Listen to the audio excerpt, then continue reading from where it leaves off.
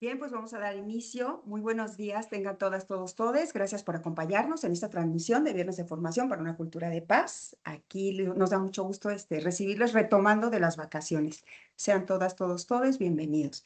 Y bueno, pues el día de hoy tenemos dos invitadas preciosas. Ellas son la doctora Patricia Arrieta Melgarejo y la doctora Luz Yasmín Villagrán Villegas, ambas de la Universidad Veracruzana. Bienvenidas y me voy a permitir compartirles un poquito de la amplia trayectoria y del trabajo que ambas hacen.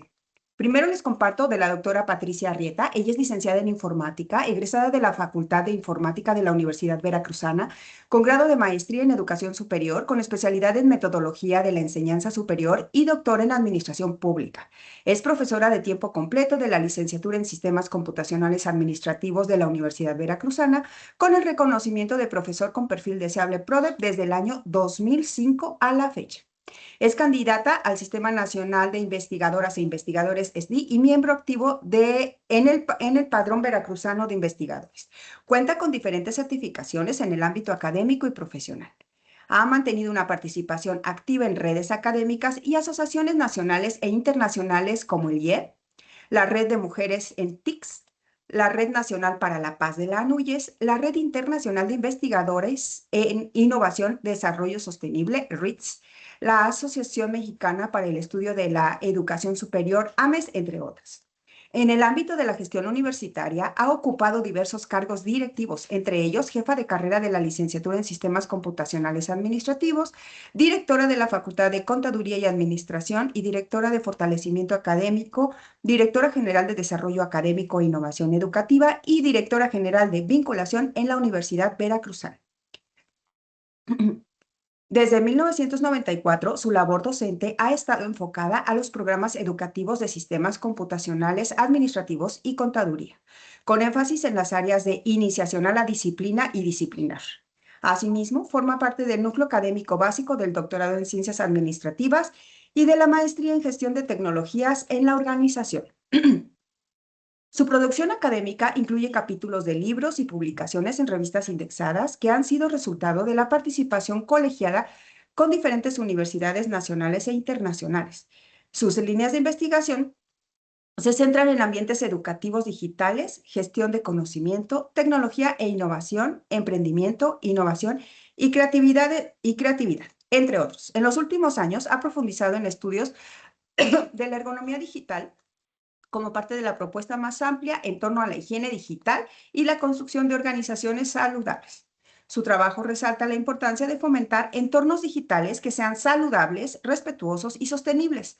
Este compromiso con la formación de una ciudadanía digital crítica y empática se ha reflejado en su participación en foros internacionales como la UNESCO y en la difusión de sus materiales en distintas lenguas como el inglés y el náhuatl. Bienvenida, Patti. Ahora les comparto un poquito de la doctora Luz Yasmín. Gracias. Ella es profesora investigadora de tiempo completo de la Universidad Veracruzana, integrante del Sistema Nacional de Investigadores nivel 1, con una sólida trayectoria académica, científica y profesional en las áreas de ingeniería, energía, iluminación, innovación tecnológica y divulgación científica. Es doctor en Ingeniería de Sistemas y doctor en Ciencias en Ingeniería Mecánica por el Instituto Politécnico Nacional. Además de maestra en Ciencias de Ingeniería Eléctrica, cuenta con formación especializada en Diseño e Iluminación por la Universidad Iberoamericana y en Liderazgo Aplicado en Energías Renovables y Eficiencia Energética por Harvard University. Actualmente desarrolla proyectos interdisciplinarios en neuroiluminación, neurodiversidad, innovación educativa, biomimética, sostenibilidad y divulgación científica, impulsando iniciativas que integran ciencia, tecnología, ingeniería, arte y diseño para la construcción de entornos más inclusivos, saludables y sostenibles. Es autora de la saga de divulgación científica Fotón Explora, orientada a la alfabetización científica de niñas, niños y jóvenes, y coordina proyectos educativos con enfoque STEAM, inclusión y apropiación social del conocimiento.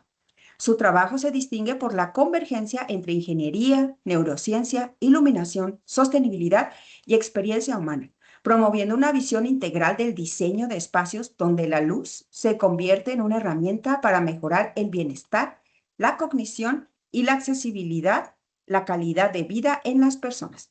Bienvenidas las dos. Y pues adelante, por favor. Gracias. En un momento, Patti, para compartir la presentación.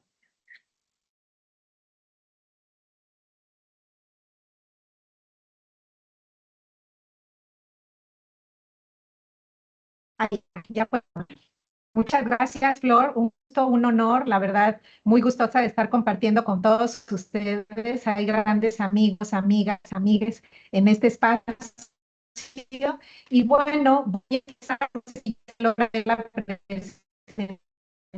presentación que hemos ustedes.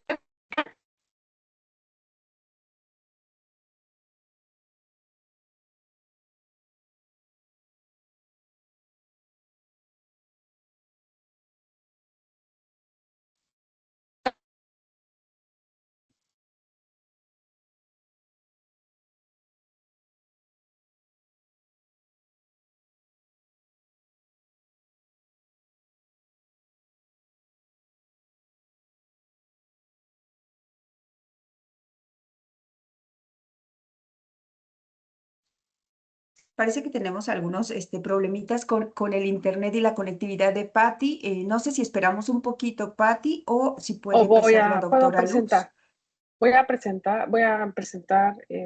Voy a compartir la pantalla con la presentación, esperando que se conecte Patti. Un segundo.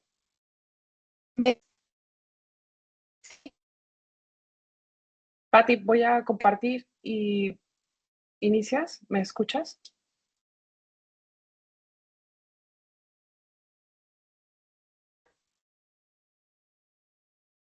Hola, Patti, mi comparto. cámara para que me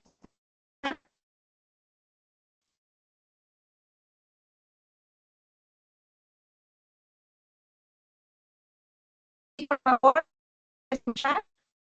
Sí, Patti, comparto. Patti, ¿me escuchas? Comparto y inicias.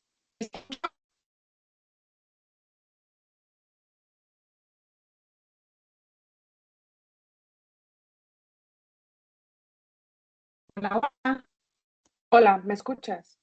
Adelante, Patti. Puedes iniciar. Estoy compartiendo.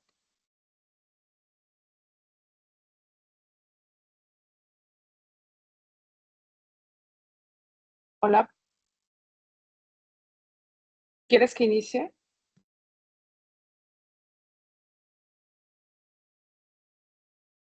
Yo creo que sí, doctora Luz, porque Ok, me parece que la conexión de Patti no tiene como buena conexión y se escucha muy cortada. Si pudiera bien. usted iniciar. Sí, adelante. Bueno, pues el día de hoy preparamos para ustedes la alfabetización digital saludable, que es construyendo cultura de paz en el mundo digital. Eh, Nuestro contenido iniciamos con la hiperconectividad. La presentación está pensada en 3 conceptos básicos, donde iniciamos con hiperconectividad, después la higiene digital, para terminar con la autorregulación. Y bueno, la hiperconectividad, ¿no? ¿Qué es lo que está pasando en nuestros días? Pues la gran mayoría estamos en reuniones y el celular sigue ahí con nosotros, ¿no? Es un concepto que fue introducido en el 2006 en la obra de Internet and Workplace Transformation, y en este contexto describe el uso continuo de múltiples dispositivos de Internet. ¿Y qué está pasando, no? ¿Qué está pasando con? Pues sí, facilita, por un lado, es una herramienta de comunicación, para pues no tener trabajo ininterrumpido en cualquier momento y en cualquier lugar. El tema aquí es cuánto tiempo estamos dedicando y cuáles son esos hábitos y cómo nos está cambiando desde las infancias hasta la edad gris, ¿no?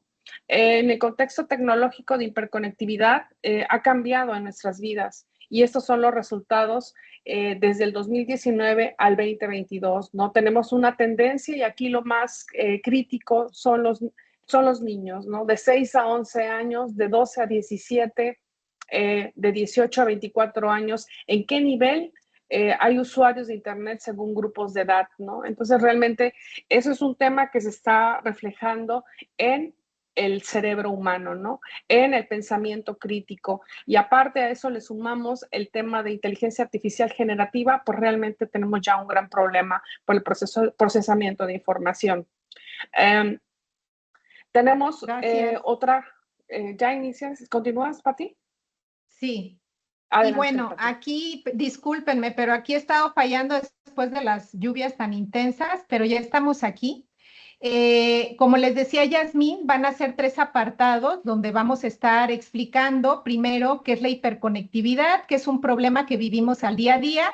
Y aquí estaba comentándoles precisamente Yasmín que en la actualidad tenemos ya actualmente, desde el 2019 que empezó la pandemia, un poquito antes, quiero decirles que el INEGI ya consideraba en sus estadísticas a las infancias desde los 6 años a los 11 años, y aquí podemos ver que en el 2023 las actividades que comúnmente se utilizan para poder desarrollarse dentro de la conectividad es comunicarse, acceder a redes sociales y el entretenimiento. Pero observen cómo si seguimos más abajo, van a ver que no está la parte docente o académica. Nos hemos centrado más en el ámbito de la diversión, de las comunicaciones, pero la parte educativa pues no tiene un alto porcentaje en su uso a partir del 2023. Si damos a la siguiente, Jazz, por favor.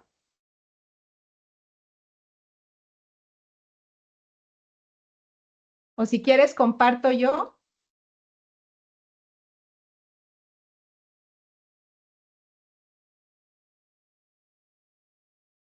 Aquí estamos viendo, quiero que observen, es un punto bien importante. Si le damos otro clic ya, quiero que vean la parte de las infancias. Aquí solamente las estadísticas son del 2021, si te regresas ya, del 2021, y las últimas estadísticas que el INEGI establece a nivel nacional es hasta el 2024. Observen cuántas son las personas usuarias de Internet, pero las horas promedio que están utilizando, pues todos los rangos de edad, pero principalmente el foco rojo lo tenemos con las infancias. Están teniendo por lo menos 3 horas de conectividad. Entonces, este es el contexto de lo que es la hiperconectividad y las estadísticas reales hasta el día de hoy. Si pasamos a la siguiente, Jazz, gracias.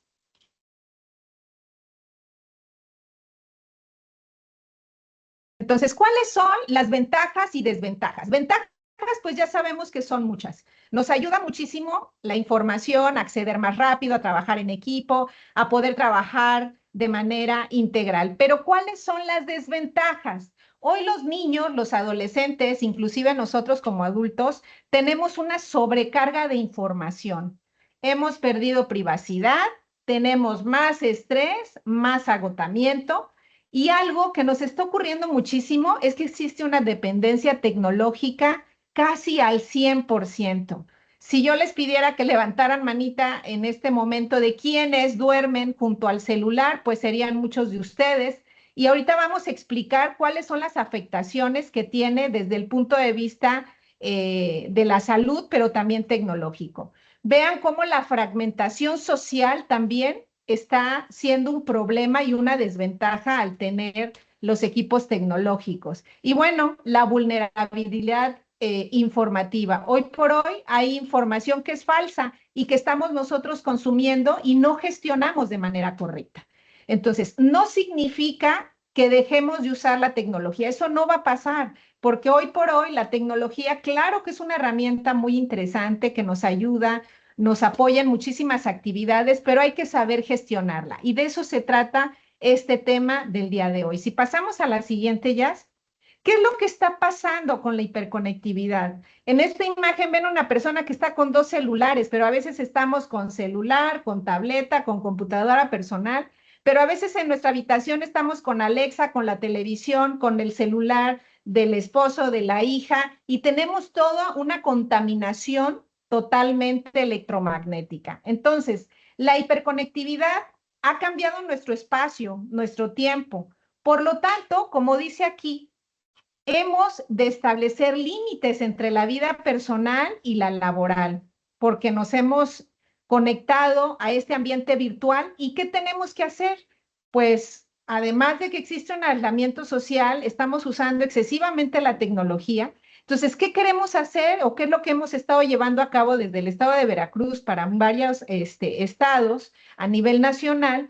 Pues tratar de llevar buenas prácticas digitales a través de la formación y la educación. Si pasamos a la siguiente, Jazz. Esta escena es la que me gusta mostrar porque muchos de los que hoy estamos aquí vivimos así, vivimos de esta forma. Y esto nos va a platicar muy bien porque es una muy buena especialista Jazz con todo el currículum que acaban de escuchar. Y cuando empezamos a trabajar juntas, el tema principal que ella toca es precisamente el medio ambiente, la salud, pero orientada también a la iluminación, que es uno de sus libros con fotón que ella ha escrito y que les vamos a obsequiar en un ratito.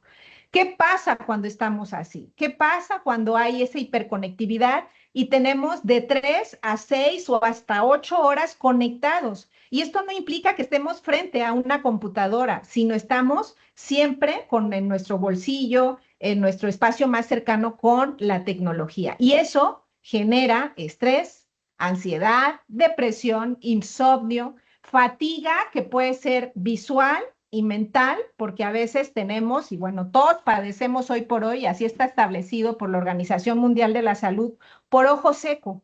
Y entonces no distinguimos que la graduación va aumentando y que a veces vemos borroso y que a veces vemos cuando estamos trabajando, recién nos levantamos, y que hay días que no distingues bien, pues eso implica que no estamos acostumbrados a parpadear porque estamos exhortos en la pantalla. Eso genera fatiga visual. Pero también tenemos trastornos musculoesqueléticos y esto genera, por supuesto, que estas relaciones que se llevan a cabo a distancia, pues un aislamiento social. Esto hace que los jóvenes y los niños hoy por hoy tengan menos habilidades para poder socializar. Y esto implica que también pone en evidencia y en un contexto de mucho riesgo nuestros datos privados. La seguridad y la privacidad es algo por lo que estamos luchando en los ambientes virtuales y de la ciberseguridad para que todo esto pues no afecte a los más pequeños. La distracción y lo que hemos dicho, la sobrecarga. Adelante, Jazz, gracias. Hablando de este tema, pues aquí la ingeniero y doctora Yasmín nos va a platicar, si le damos a la siguiente, Jazz, de qué se trata este tema de la higiene digital. Entonces, adelante, Jazz, damos el preámbulo de lo que es la hiperconectividad, les va a dar muchos temas interesantes de lo que ella ha analizado y estudiado con todo esto de la higiene, y al final cerramos cómo podemos autorregularnos y cuál es el libro que les queremos compartir. Adelante, Jazz. Gracias, Pati. Pues bueno, hoy debemos pensar que trabajamos, aprendemos, investigamos, hacemos compras, todo es a partir de dispositivos digitales, ¿no?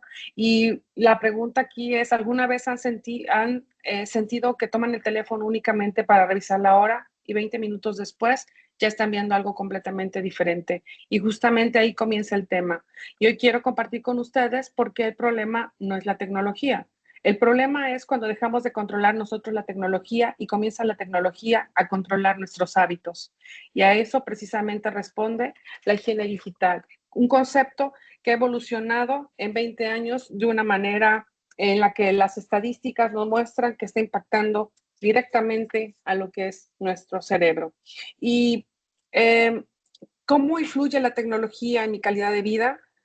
Pues actualmente sabemos que una persona puede tener excelentes conocimientos tecnológicos y al mismo tiempo dormir mal, tener ansiedad, fatiga visual, dolores cervicales o incluso dificultades para concentrarse. Por eso, definir la higiene digital es una relación equilibrada en 4 dimensiones que debe de incluir nuestra salud física, nuestra salud mental, nuestra seguridad digital y nuestra calidad de vida. Y quiero compartir una idea que considero fundamental para esta conferencia. Una persona que duerme mejor, que piensa con mayor claridad, que regula mejor sus emociones y que protege adecuadamente su información, también está más preparada para comunicarse con respecto a resolver conflictos y construir una cultura de paz en los espacios digitales. La higiene digital también es educación para la convivencia. Y bueno, pues iniciamos la higiene digital.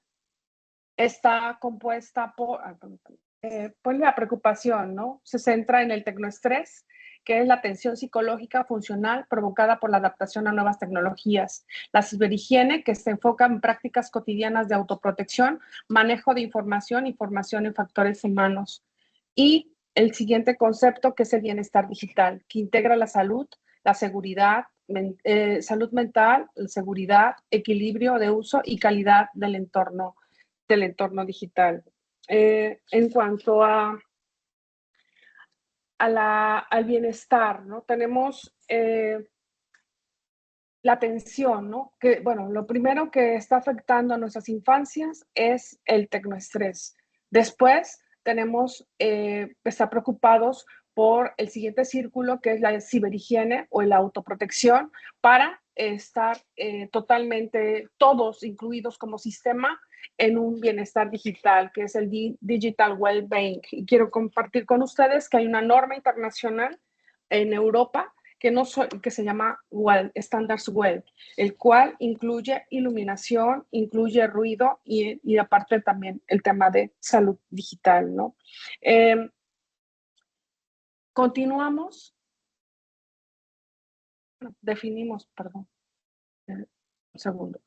Que la higiene digital es el conjunto de hábitos, condiciones ergonómicas, prácticas de seguridad, autorregulación del uso tecnológico y apoyos institucionales que favorecen una relación saludable, segura y sostenible con los entornos digitales. Y para continuar, ¿cómo podemos identificar nuestras conductas? Los comportamientos pueden clasificarse en 3 categorías, teniendo en cuenta la relación y su función. En cuanto al uso, en el primer nivel encontramos el uso y aquí la tecnología cumple una función específica. Trabajamos, estudiamos, investigamos, nos comunicamos y terminamos la actividad. Y somos capaces de desconectarnos. La tecnología es una herramienta, no ocupa el centro de nuestra vida. En cuanto al siguiente concepto, es el tema abuso. Después aparece el abuso. Aquí todavía existe control, pero comenzamos a notar algunas señales. Nos cuesta dejar el teléfono, revisamos constantemente las notificaciones, interrumpimos conversaciones y disminuye nuestra productividad. Observamos que empezamos a dormir un poco menos y comenzamos a sustituir actividades presenciales por actividades digitales. Y cuando nos encontramos en el tercer punto, ya estamos con una adicción. Finalmente aparece la adicción y aquí ya existe una dependencia. La persona experimenta ansiedad cuando no tiene acceso al dispositivo. Necesita permanecer conectada cada vez durante más tiempo y pierde interés por actividades que antes disfrutaba. Y aparecen síntomas similares a otras conductas adictivas. Es importante hacer una aclaración. Hoy la comunidad internacional evita diagnosticar la adicción al teléfono únicamente por el número de horas frente a una pantalla. Las investigaciones más recientes muestran que lo verdaderamente importante es el patrón de uso. 2 personas pueden pasar exactamente 5 horas utilizando el teléfono. Una puede estar tomando un curso universitario y la otra puede experimentar ansiedad constante por revisar redes sociales. Las horas son las mismas, pero el impacto sobre la salud no lo es. Y la pregunta es, ¿quién controla a quién? ¿Y por qué nuestro cerebro no fue diseñado para estar conectado todo el día? Pues porque el ser humano trabaja. Todos los seres vivos nos regimos por el ciclo circadiano. ¿Y qué es el ciclo circadiano? Las plantas, los animales y los humanos tenemos un ciclo de día y de noche. Y en función de eso tenemos horarios. El horario en que el cerebro indica, el cerebro de todas las especies, de todos los seres vivos en este planeta, les indican en qué momento van a segregar ciertas sustancias en el cuerpo para determinadas funciones. Entonces tenemos que el cerebro está diseñado para ciclos de atención y para ciclos de descanso. Y aparece, como les dije, el ritmo circadiano. Y tenemos que tener una alternancia luz-oscuridad, ¿no? Estamos programados para ese tipo. Entonces, durante millones de años, solo existieron 2 fuentes, el sol de día y la oscuridad de noche. Y nuestro organismo aprendió a sincronizarse con esos ciclos. Pero ¿qué está pasando hoy en día? Pues tenemos no respetamos ese ciclo, no respetamos y bueno, también podemos observar que las casas en la antigüedad eran diseñadas, se respetaba la salida del sol, ¿para qué? Para que entrara por mi ventana y me despertara con esa luz cálida y no con una invasión de luz brillante y de luz muy, muy fría o luz con demasiada, muy blanca que pudiera lastimar, no solamente lastimar, sino estresar mi vista. Entonces, desde donde tengo ubicada mi casa, pues hoy en día se construye y se construye y ya la ventana, no importa dónde va, la voy a poner, pero no solamente ahí. O sea, estamos invadiendo el espacio urbano, estamos haciendo iluminación, estamos pues sin estándares, sin reglas. Lo mismo es poner antes en los 70, 60, recordarán que había una luz ámbar en la mayoría de las avenidas, pero desde la invención del LED está plagado de luz blanca y cada vez más brillante, y entre más brillante mejor, ¿verdad? Pero ¿qué está pasando? No estamos respetando a los seres vivos, no estamos respetando nuestros propios ojos, no estamos respetando el bienestar lumínico, ¿no? Y eso aunado a las pantallas azules de los smartphones, esto aunado a las pantallas de nuestros tablets, de todos los dispositivos que tenemos en casa, la pantalla entre más grande y entre más brillante mejor. Y no nos preocupamos incluso del tipo de lente, qué lente estoy comprando, qué calidad de lente estoy poniendo a mis ojos, tampoco lo estoy cuidando. Entonces, ¿qué sigue? Del sol a la pantalla, dice, la luz no solo ilumina, también sincroniza nuestro organismo.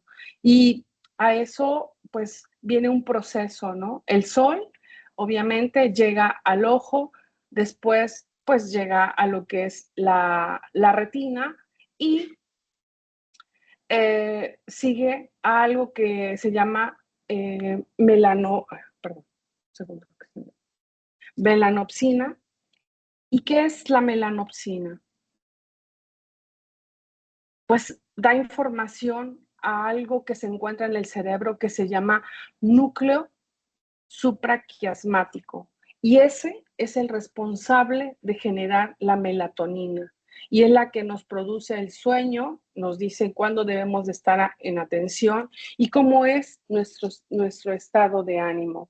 Y aquí puedo decirles que nuestro cerebro evolucionó durante cientos miles de años bajo un patrón extremadamente estable.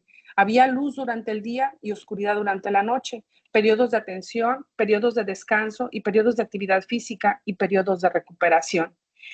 En muy poco tiempo, apenas unas décadas, modificamos completamente ese entorno evolutivo. Hoy podemos recibir información las 24 horas del día, responder mensajes a medianoche, trabajar desde casa, estudiar frente a una pantalla durante horas y mantener nuestro cerebro permanentemente estimulado.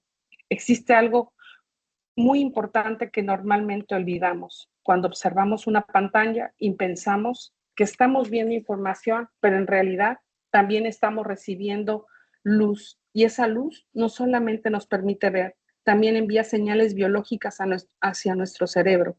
Nuestro organismo utiliza la luz como uno de los principales sincronizadores de reloj biológico. Por eso decimos que no solamente interactuamos con una pantalla, interactuamos con un estímulo biológico. Y justamente en esa parte podemos entender que la luz entra por el ojo, llega a la retina, activa unas células especializadas y tenemos dentro de nuestro cerebro un reloj maestro, que ese reloj es la función de sincronizar prácticamente todos los relojes biológicos del cuerpo. Y cuando este reloj funciona correctamente, nuestro organismo sabe cuándo despertar, cuándo mantenernos atentos, cuándo comenzar a disminuir la temperatura corporal, cuándo producir melatonina, cuándo reparar tejidos e incluso cuándo optimizar funciones del sistema inmunológico. ¿Y qué está pasando con todos nosotros? No solamente niños ni adultos, sino también en la edad gris, que dormimos, pero el cortisol está con todo. ¿Por qué? Pues por esos malos hábitos de exposición a diferentes tipos de luz, ¿no? El ojo humano y pues la luz azul, pues esas células que se encuentran fueron descubiertas, bueno, se conocen como células ganglionares con melanopsina IPRGC y son encargadas de solamente detectar luz azul a los 480 nanómetros y es detectada por estas células y la encargada de sincronizar nuestro reloj biológico. ¿Cuáles son los beneficios y cuáles son los riesgos? Por un lado, atención, aprendizaje, memoria, estado de alerta, sincronización circadiana. Y los riesgos, si hay una exposición nocturna, si hay una disminución de melatonina, un retraso del sueño, fatiga visual, cronodisrupción y cortisol alto. El problema no es la luz azul en sí misma, sino el momento y la dosis. ¿Qué ocurre cuando usamos pantallas antes de dormir? Pues disminuye la melatonina. ¿Y cuál es el resultado de la disminución de la melatonina? Pues la fatiga al día siguiente, estrés, y este ciclo puede repetirse todos los días y que muchas personas sean conscientes de ellos. Y otra cosa importante, estamos hablando de un cerebro neurotípico. Ahora imaginen los cerebros neurodivergentes. Esos cerebros neurodivergentes que en un espacio no tienen los 4 lugares que ya son un estándar que debe de tener el ser humano con una neurodivergencia. Y de esos 4 espacios que debe de tener en la zona donde habita, hay un lugar que se llama, uno de los espacios de esos 4 espacios es el lugar refugio.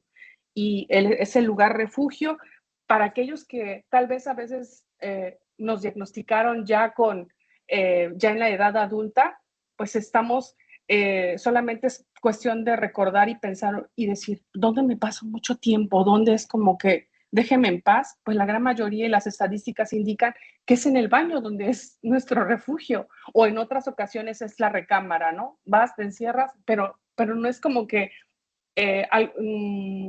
es una manía. No, no es una manía, es simplemente que algo está pasando que no es un cerebro neurotípico, simplemente no lo sabe y está buscando su lugar refugio, ¿no? Entonces, bueno, continuamos con la parte de la higiene digital. Tiene 3 planos, el cual el primero es el plano de seguridad y autocuidado digital, que son prácticas responsables y seguras en el uso de tecnologías digitales. El segundo son efectos psicológicos y mentales del uso de la tecnología, que es el plano cognitivo-emocional, y como siguiente plano, el físico-ergonómico, que son condiciones físicas y postulares en las que las personas interactúan con dispositivos tecnológicos, que de eso Patti nos hablará un poquito más a detalle más adelante. Entonces, la higiene digital son medidas preventivas para favorecer la desconexión digital. Por otro lado, es la gestión del tiempo y la gestión del cambio tecnológico y crear protocolos específicos y medidas que garanticen la no interrupción de los descansos.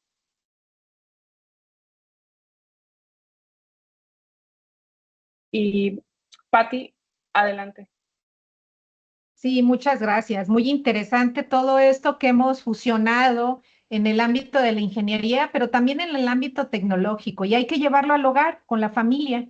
Aquí podemos observar una imagen muy clara de las reglas, que no son algunas reglas que alguien las haya inventado por su propia complexión, sino son establecidas por la Organización Mundial de la Salud.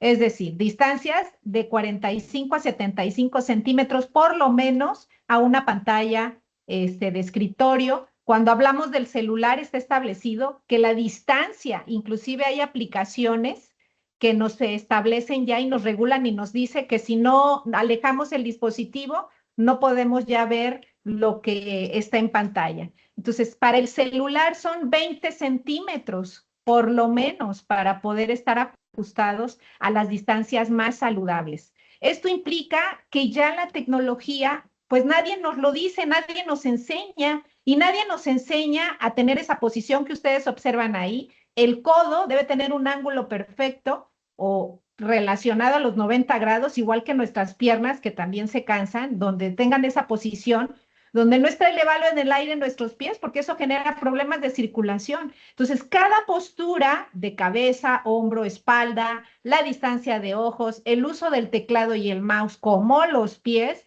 pues impactan en la salud si no lo hacemos de manera adecuada. La siguiente, Jazz. Esto implica entonces que hay dos tipos de radiación. Me voy a ir muy rápido aquí. La no ionizante es la que utilizamos nosotros, que si estamos cerca de una antena, si usamos radios o teléfonos móviles, el microondas y los infrarrojos. Eso lo usamos cotidianamente. Fíjense cómo la onda es más amplia, porque no hay tanta energía que camine de manera continua. Si nos vamos a la ionizante, es la que nos sugiere el médico que no utilicemos frecuentemente. ¿Por qué? Porque esa, pues obviamente, genera alteraciones celulares. Si pasamos a la siguiente, Jazz, esto implica entonces que hay efectos adversos dependiendo del tipo de energía y radiación. Si ya vimos que la ionizante, que es la que ocupamos con rayos gamma, rayos X, es mala y que cada 6 meses tenemos que hacernos estudios para que no afecte a nuestras células, ¿qué pasa con la no ionizante, que es mi celular, el Alexa, las antenas de radio, inclusive la televisión? Si es no ionizante, pues no pasa ni altera las células. Pero si lo hago de manera frecuente, indiscriminadamente con la hiperconectividad, pues va a tener un daño que es irreversible. Si pasamos a la siguiente, por favor. De ahí, como decía Jazz, pues además tenemos diferentes tipos de radiación que están fluyendo alrededor de nosotros. Las radiofrecuencias con el Bluetooth, Wi-Fi, campos eléctricos como los cables que están atrás o adelante de nosotros o al lado porque tenemos conectado el celular cuando estamos durmiendo, pues todo eso genera estrés biológico, insomnio y sensación de cansancio, como ya lo dijimos.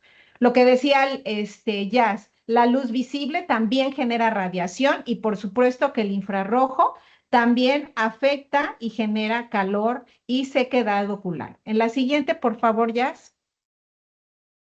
Hay energía térmica y lumínica que también genera efectos adversos. La térmica pues genera mucho calor, las laptops de repente se calientan, todos los dispositivos trabajan de esa forma y eso impacta en una incomodidad y fatiga. ¿Qué efectos? Pues altera la secreción, como decía ya, de melatonina, afectando el círculo circadiano y la calidad del sueño. Si pasamos a la siguiente, y es algo que en los manuales, cuando nos entregan el celular, nadie nos lo dice. Por eso es tan importante ver esta imagen en la siguiente, Jazz. Fíjense cómo la casa que nos envuelve está alterada con diferente tipo de radiación, calórica, lumínica y electromagnética, pero además le sumamos la Alexa. Imagínense lo que atraviesa nuestro cuerpo, lo que genera a través neuronal toda esta exposición. Pasamos a la siguiente. Por lo tanto, así estamos. ¿Qué tenemos que hacer? La autorregulación. La autorregulación, por lo tanto, existe y se está generando, si ustedes han escuchado ahora cómo a través de el equipo de gobernación de nuestra presidenta y en diferentes países, pues ya están limitando el uso de las tecnologías de manera excesiva. Entonces hay un modelo de bienestar, si le damos a la siguiente, por favor, Jazz, y el modelo implica que tengamos claro el concepto de lo que somos cuando estamos en Internet, la responsabilidad que adquirimos cuando compramos un equipo. ¿Qué es la ciudadanía digital? Es participar